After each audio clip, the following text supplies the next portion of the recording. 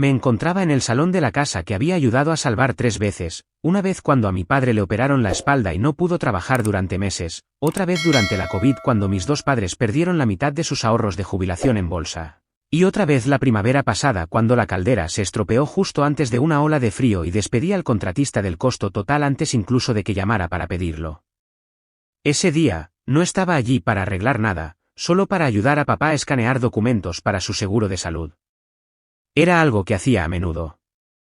Mi padre, Gerald, nunca había entendido realmente la impresora escáner todo en uno, ni siquiera después de 10 años. Siempre decía que yo era buena con la tecnología, aunque había trabajado en gestión de proyectos, no en tecnología de la información, durante más de una década. Había dejado una pila de documentos en la mesa del comedor. Los repasé rápidamente, historiales médicos, algunos formularios de Medicare, 1 o 2 facturas de servicios públicos. Entonces la vi, una carpeta de color crema, gruesa, cuidadosamente etiquetada con la letra de mi madre, plan patrimonial, copia final. No debería haberla abierto, lo sé. Pero acababa de pagar su impuesto sobre la propiedad la semana anterior, $2.178,41, y tenía planeado pasar por la farmacia después para recoger sus recetas de medicamentos para la presión arterial, como siempre hacía. Así que sí, la abrí. Dentro, su testamento, notariado hace 2 meses, su casa, pagada en su totalidad, sus cuentas de jubilación restantes, una póliza de seguro de vida. Todo para mi hermano, Mason Rivers, 29 años, desempleado, todavía viviendo en casa. Había abandonado la universidad 2 veces, había pasado unos años trabajando en música, lo que significaba sobre todo tocar en el garaje y publicar clips que nunca superaban las 200 visualizaciones. Mis padres siempre decían que aún no había encontrado su camino. Mi nombre, Danielle Rivers, apareció una vez, en una sola línea: queremos a nuestros 2 hijos por igual y confiamos en que se cuiden el uno al otro. Eso fue todo. Ni una palabra sobre los impuestos que había pagado, ni una línea sobre los ahorros que había transferido sin que me pidieran, ni siquiera un agradecimiento. Solo una forma educada de decir, no necesitas nada, y no te debemos nada. No dije nada al principio, solo me quedé allí mirando el papel mientras el escáner zumbaba de fondo. Mis manos estaban firmes, mi respiración no. Mi padre volvió con su café y dijo, «Ya terminaste, Danny». Levanté la carpeta. «Así es, papá», pregunté suavemente. «Todo para Mason». Se quedó paralizado, el café a mitad de camino hacia sus labios. Luego suspiró, uno de esos largos y agotados suspiros que significaban que ya sabía lo que había encontrado. «No es lo que piensas». No respondí, porque era exactamente lo que pensaba. No lo presioné, no de inmediato. Papá solo se quedó allí, sosteniendo su café, como si eso pudiera explicar algo. Luego murmuró, «Pensábamos que entenderías». «¿Te va bien, Danielle?» «Siempre te ha ido bien». Eso era lo que siempre decían cuando no querían explicar. «Siempre te ha ido bien». Traducción, no tienes derecho a querer más. Dejé la carpeta sobre la mesa y salí a tomar aire. El columpio del porche crujió un poco cuando me senté. Había reemplazado ese columpio yo misma hace 2 veranos, la misma semana en que la barandilla de la terraza cedió y pagué a un contratista para que la reparara porque Mason dijo que estaba entre trabajos de nuevo. En ese momento, no me importó. Me habían educado para encargarme de las cosas, para tomar la iniciativa. Crecí en la misma casa, compartí habitación con Mason hasta los 13 años, cuando papá finalmente terminó el sótano. Todavía recuerdo el día en que pintamos las paredes de azul juntos, papá, Mason y yo. Mamá nos trajo limonada y dijo, «Miren a nuestro pequeño equipo». Bonito equipo.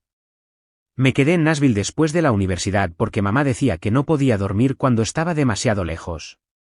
Rechacé un puesto en Boston, incluso después de que me ofrecieron más dinero y una progresión más rápida hacia el liderazgo. Me dije que la familia importaba más. Nunca me pidieron que hiciera sacrificios, simplemente nunca me dijeron que no era necesario. Estaban las pequeñas cosas, pagar su seguro de coche cuando se quedaron sin efectivo, comprarles comida cuando se retrasó la renovación de Snap, llamar a la compañía de la tarjeta de crédito cuando llegaban los cargos por mora. Y las grandes cosas, como transferir $11,000 de mis ahorros para ayudarles a ponerse al día con la hipoteca hace 4 años. Lo hice sin hacer preguntas. Solo quería que se sintieran seguros, tranquilos, libres de preocupaciones. Y ahora, después de todo eso, yo era una nota a pie de página. Me senté en el columpio del porche, mirando el viejo roble al otro lado del patio. Mason había grabado sus iniciales en él una vez, Mr+HH, para una chica de su segunda escuela secundaria. Me pregunto si alguna vez ayudó a pagar la poda de ese árbol. Me pregunto si siquiera sabía que costó $800 el año pasado después de que una tormenta casi lo partiera por la mitad. ¿Alguna vez pensaron en lo que renuncié? No solo el dinero, sino la facilidad, la paz, la vida que podría haber construido en otro lugar. ¿O simplemente me vieron como la que no necesitaba que le pidieran, porque siempre llegaba primero? No volví a entrar. El columpio del porche crujió una vez debajo de mí, luego se quedó quieto. Todavía podía oír el zumbido del escáner a través de la puerta mosquitera. Unos minutos después, mamá salió. Llevaba el mismo cardigan azul pálido que siempre usaba cuando tenía algo pesado que decir, el de la Navidad en la que le di una tarjeta de regalo y Mason un CD grabado. Dijo que le gustaban ambos. No se sentó de inmediato, solo se quedó allí, retorciendo el dobladillo de la manga. Daniele, dijo, ni demasiado suave, ni demasiado seca. No levanté la vista. Aún así, se sentó a mi lado. No queríamos que te enteraras así. Asentí una vez. No iba a llenar el silencio por ella. Exhaló, no del todo un suspiro, solo una liberación. No es que no te queramos. Aún así, no dije nada, porque ¿cómo se llama amor a aquel que olvida tu nombre cuando le conviene? Extendió la mano, colocándola sobre la mía. Su piel estaba cálida, ligeramente temblorosa. Mason ha tenido más dificultades. Tú eres estable, Dani. Siempre lo has sido. Estable, fuerte, confiable. Palabras que suenan amables hasta que te das cuenta de que son jaulas, etiquetas que permiten a la gente tomar de ti sin culpa. Retiré mi mano. Podrían habérmelo dicho, dije. Mi voz era baja, uniforme. Podrían haber preguntado. Miró hacia otro lado, hacia el patio. Y fue entonces cuando dijo, suavemente, como si decirlo más suave lo hiciera más ligero. Tuvimos que avalar a Mason. Necesitaba ayuda. La palabra cayó como una bofetada, no un golpe, pero lo escuché todo en la forma en que lo dijo. No solo me habían excluido del testamento, ya se habían atado a él con números reales, deudas reales, riesgos reales. ¿Cuánto?, pregunté. No hubo respuesta. Mamá, ¿cuánto? Todavía nada. Luego, suavemente, 35. Me levanté. El viento había aumentado. El viejo carillón de viento sobre el porche sonó una vez, luego se detuvo. La miré, no enfadada, solo cansada. No lo eligieron porque lo necesitaba. Lo eligieron porque ya se lo debían. Sus ojos se abrieron de par en par, pero no buscaba una respuesta. Simplemente no sabía que el precio incluía perderme. No envié mensajes de texto, no llamé. Simplemente me detuve. Esa semana, cancelé el débito automático que había configurado para sus facturas de servicios públicos. Eliminé el recordatorio del calendario para renovar sus medicamentos. Puse en pausa la cuenta de comestibles que entregaba todos los jueves a las 4 de la tarde. Nada dramático, ninguna gran declaración, solo un cambio silencioso, un espacio vacío donde yo solía estar. Pensé que se darían cuenta de inmediato, pero pasó una semana. Nada. La segunda semana, comenzaron a llegar los primeros mensajes. El mensaje de texto de papá llegó primero, la factura del agua es más alta este mes. ¿Puedes verificar la cuenta? No respondí. Luego, mamá, se nos acabaron las galletas bajas en sal que siempre traes. Mason olvidó. Lo dejé sin leer. No estaban preocupados, todavía no. Simplemente asumieron que estaba ocupada, o de mal humor, o cansada del trabajo. Tal vez pensaron que necesitaba espacio. Tal vez pensaron que volvería, como siempre. La tercera semana, el tono cambió. Daniele, escribió mamá, la hipoteca vence. ¿Puedes enviar lo que sueles enviar? No dijo hola, no preguntó cómo estaba. Solo una línea, un número, una necesidad. Miré el mensaje durante mucho tiempo. Luego escribí, pregúntale a Mason. Ahora es su casa. Pulsé enviar, sin esperar. 5 minutos después, llamó. Dejé que sonara. Otro mensaje, por favor, no seas así. Necesitamos hablar. Pero ya no había nada que decir. Habían tomado su decisión. Yo solo estaba finalmente viviendo como si eso importara. Esa noche, Mason intervino. Danny, no hagas un drama de esto. Ayúdalos como siempre. Como siempre. Como una rutina. Como un reflejo. Como si nunca fuera más que un ruido de fondo confiable. Respondí, ellos te eligieron a ti, Mason. Así que sé la elección. No respondió. A la mañana siguiente, me desperté con una solicitud de pago de mamá, $3.200, la cantidad exacta de la hipoteca atrasada y los cargos por mora. Sin mensaje, sin nota, solo el número. La rechacé. 1 minuto después, el teléfono volvió a sonar. Luego otra vez. Luego esto, podríamos perder la casa si no nos ayudas. Y finalmente, de papá, dejarías a tus padres sin hogar. Casi me reí. No estaban sin hogar. Simplemente se sentían incómodos por primera vez. Estaban aprendiendo lo que yo había cargado en silencio, sin pedir nada. Apagué mi teléfono. No me perdieron cuando me borraron del testamento. Me perdieron cuando asumieron que seguiría dando. Después de eso, pasó una semana de silencio después de que rechacé la solicitud de pago. Ni llamadas, ni mensajes de texto. Fue el mayor silencio que les conocí en años, y de alguna manera, se sintió más fuerte que las súplicas. Comencé a dormir mejor de nuevo, a despertarme sin revisar mi teléfono, a cocinar para mí y nadie más. Pero el silencio nunca dura en mi familia, no cuando hay culpa que repartir. El primer signo fue un mensaje de voz de la tía Lorie. Rara vez me llamaba, siempre decía que no quería entrometerse en los asuntos familiares. Pero esa mañana, su mensaje decía, no tomo partido, querida, pero tu madre está preocupadísima. Tal vez deberías hablarles. Fue entonces cuando supe que habían comenzado a hablar con otras personas. Revisé Facebook.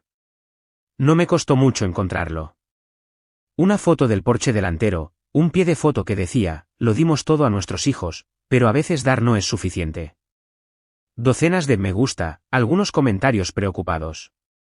Uno de Mason, algunos creen que la familia es cuestión de dinero. Olvidan que se trata de estar presente. Cerré la aplicación, no enfadada, solo vacía. No estaban solo decepcionados, estaban reescribiendo la historia, convirtiéndome de persona que se cuida en villana porque había dejado de estar presente para ser utilizada. La tarde siguiente, llegó un sobre a mi apartamento. Simple, sin dirección de remitente. Dentro, un aviso de ejecución hipotecaria, solo una copia, no dirigido a mí, pero conocía el número de la casa. Me senté con él por un momento, miré el papel, luego lo di la vuelta y escribí en el reverso, quizás deberían haberlo dejado a alguien que supiera manejarlo. No lo envié. En cambio, revisé el sitio web del condado. Su propiedad estaba oficialmente listada como en riesgo, atrasada en los pagos, sin margen de maniobra. Habían malgastado los ahorros, probablemente tratando de aparentar, quizás esperando que yo cediera antes de que las cosas se pusieran serias. Mason lo había gastado todo. Todo el dinero que le habían dejado para su seguridad, su estabilidad, su futuro, desaparecido. Hubo un tiempo en el que habría intervenido, llamado al banco, negociado un periodo de gracia, transferido fondos.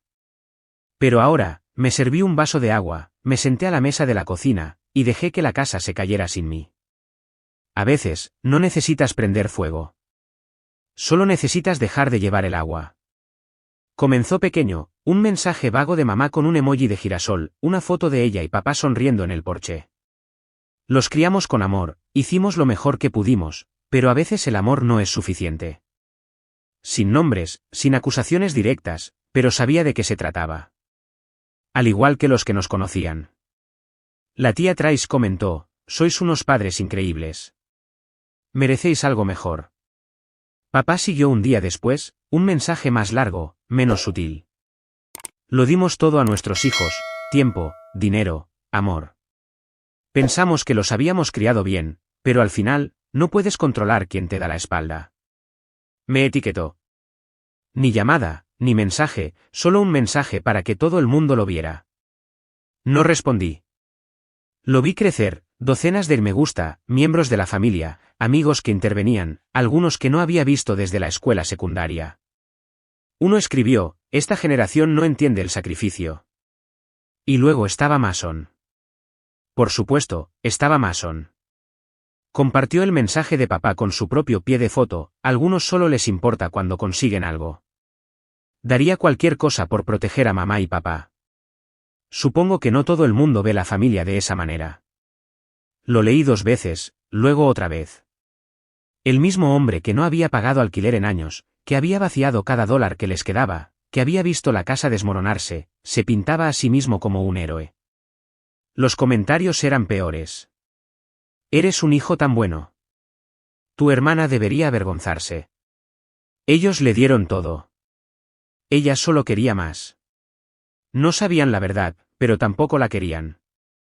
Querían una historia, y mi familia se la dio. Podría haber seguido callada, dejado que la tormenta pasara, pero luego vi su nombre, Kelly, mi prima, la que una vez me dijo, tú eres el cemento de esta familia. Le dio me gusta al mensaje, dejó un emoji de corazón, sin comentario, solo eso. Me golpeó más fuerte de lo que esperaba. Quizás porque pensé que sabía mejor. Quizás porque pensé que me veía. Cerré mi ordenador portátil, me senté en la oscuridad, y por primera vez en semanas, sentí que algo se rompía. No fuerte, no sucio, solo un clic silencioso y final. No solo estaban reescribiendo la historia, me estaban borrando de ella. Llegaron un jueves. Debería haberlo esperado. Los mensajes de texto no habían funcionado, las peticiones de dinero habían sido ignoradas, la culpa se había esfumado. Así que llegaron. La recepción llamó a las 10:42 de la mañana, señora Rivers, sus padres están aquí, y un hombre que dice ser su hermano. Me quedé en el pasillo fuera de mi oficina, mirando las baldosas del suelo mientras ella seguía hablando. Están pidiendo subir, dicen que es urgente. Respiré lentamente. Por favor, dígales que no estoy disponible y que no se les espera. Una pausa. Han dicho que esperarán. Asentí, aunque nadie podía verlo. Entonces déjelos. 20 minutos después, mi teléfono vibró. Un mensaje de texto de mamá, estamos abajo. Abre la puerta. Otro, no nos iremos hasta que hablemos contigo. No me apresuré. Terminé la reunión en la que estaba, respondí a 2 correos electrónicos, luego bajé. Estaban cerca de la entrada del edificio, de pie demasiado cerca unos de otros, como si hubieran ensayado. Papá se puso rígido, erguido, como si estuviera recitando una lección. Mamá apretó su bolso con ambas manos, sus ojos escaneando los alrededores. Mason parecía preferir estar en cualquier otro lugar. Todos se giraron cuando salí. Nadie habló de inmediato. Me quedé donde estaba, con los brazos cruzados, tranquila. Daniele, dijo mamá, su voz ya tensa. Necesitamos hablar. La miré, luego más allá. La calle estaba tranquila, una furgoneta de reparto retumbaba en la distancia. No respondí. Papá se aclaró la garganta. ¿De verdad nos dejarías perder la casa por esto? Dejé que las palabras flotaran. Luego, de verdad pensaron que no lo haría. Abrió la boca, pero lo interrumpí. Me excluyeron. Le dieron todo a Mason. Ahora están aquí para pedir el mismo apoyo que di durante años sin hacer preguntas. Nadie respondió. Mamá dio un paso adelante, la voz más suave ahora. Pensábamos que entenderías. Siempre has sido fuerte. Asentí. Usaron eso como excusa para olvidarme. Mason finalmente murmuró algo. No lo entendí todo, algo sobre no haber pedido nada de esto. Pero lo tomaste, dije. Miró hacia otro lado. Las manos de papá estaban en sus caderas ahora, impaciente. Te alimentamos, te criamos. ¿Nos debes algo? Casi me reí.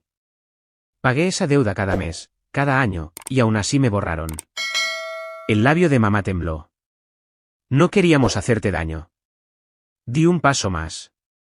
Entonces, ¿por qué esperaron a que desapareciera antes de darse cuenta de que era yo quien lo sostenía todo? No dijeron nada. Mason extendió la mano hacia la puerta. Levanté la mano. No hagan nada. No van a subir. No van a entrar. No seré su respuesta esta vez. No hubo gritos, ni escándalo, solo el silencio. Se quedaron allí, 3 personas que una vez dijeron que eran mi familia. Y yo, había terminado de intentar ser vista por personas que solo miraban cuando necesitaban algo. No me perdieron cuando cambiaron el testamento. Me perdieron cuando creyeron que nunca me iría. No bloqueé sus números. No lo necesitaba. El silencio que les di fue más fuerte que cualquier cosa que pudieran devolverme. Enviaron mensajes de texto por un tiempo. Mamá intentó palabras amables, papá se volvió más frío, culpando, exigiendo. Mason se mantuvo principalmente en silencio, solo un último mensaje: ¿crees que esto te hace mejor? ¿Irte? No respondí. Unos días después, di un paseo, sin rumbo, solo por moverme.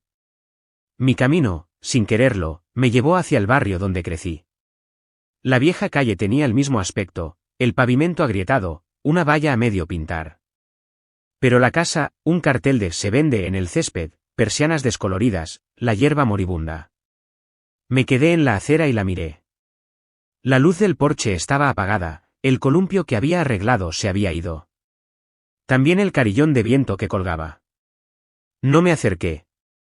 No necesitaba ver el interior para saber que se había desmoronado. Esa casa nunca me mantuvo. Yo la mantuve a ella. Y ahora, era el problema de otra persona. Mientras me daba la vuelta para irme, mi teléfono vibró en mi bolsillo, una vez, luego otra vez. No miré.